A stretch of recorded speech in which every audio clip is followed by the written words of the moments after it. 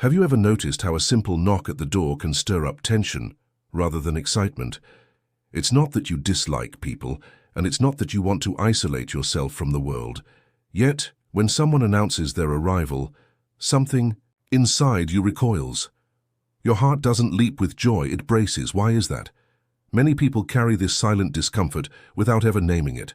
They enjoy friendships, they like conversation, but when it comes to opening their home, something feels different. The home becomes more than four walls. It becomes an inner sanctuary, and the presence of others, even kind, familiar faces, can disturb that fragile balance. Carl Jung believed this reaction wasn't a flaw, but a clue, a signal that reveals something essential about how your psyche is structured. What lies behind this discomfort may actually point to a deeper process of growth. Across cultures and centuries, people have wrestled with the tension between community and solitude. Ancient philosophers like Seneca, and later thinkers such as Thoreau, described solitude as a vital ground for clarity and strength.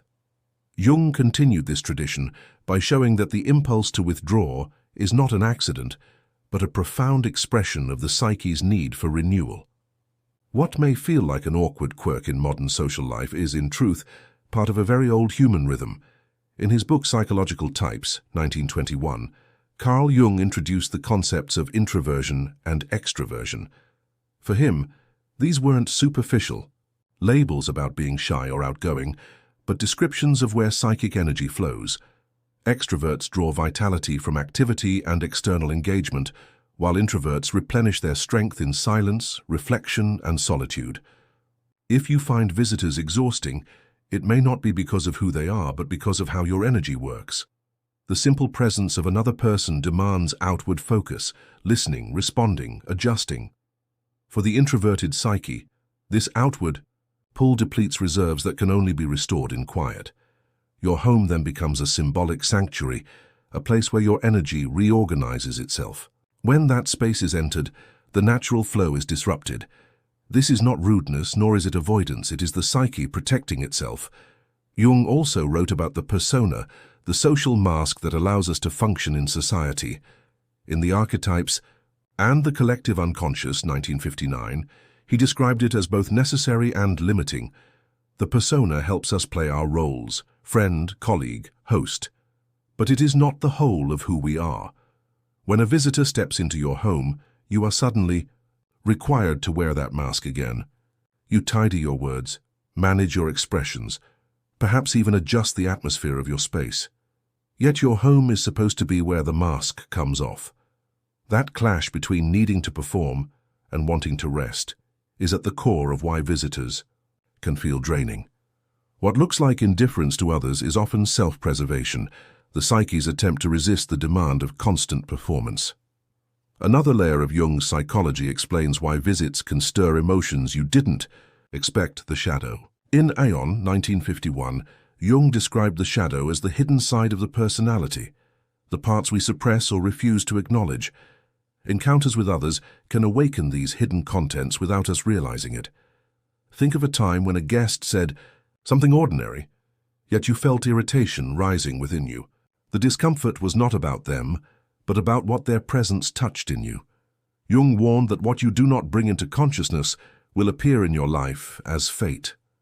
A casual visit may activate unresolved fears, insecurities, or unrecognized traits. Seen this way, the threshold of your home is also a psychological threshold. Each visitor unknowingly crosses into spaces of your unconscious that you may not be ready to open. This is why discomfort with visitors is not only about social interaction, it is about boundaries. Psychological boundaries are invisible lines that protect our sense of self.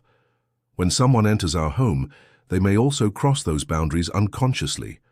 Jung suggested that when these limits are ignored or violated, the psyche reacts with tension as if defending sacred ground.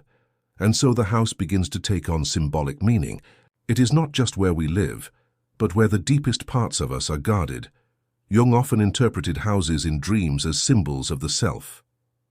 In Symbols of Transformation, 1912, he explained how rooms reflect layers of personality, the attic as higher thought, the basement as the unconscious, the bedroom as intimacy, and the front door as the boundary between self and world.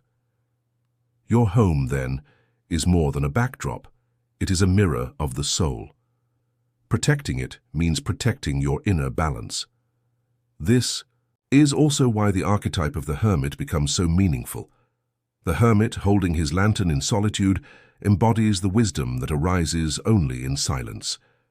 Jung saw individuation, the lifelong process of becoming your true self, as requiring both engagement with the outer world and periods of retreat. So when you feel the urge to close the door and remain in silence, you are not rejecting life. You are preparing for it. Solitude is not an escape, but a pause in which the psyche heals, integrates, and strengthens.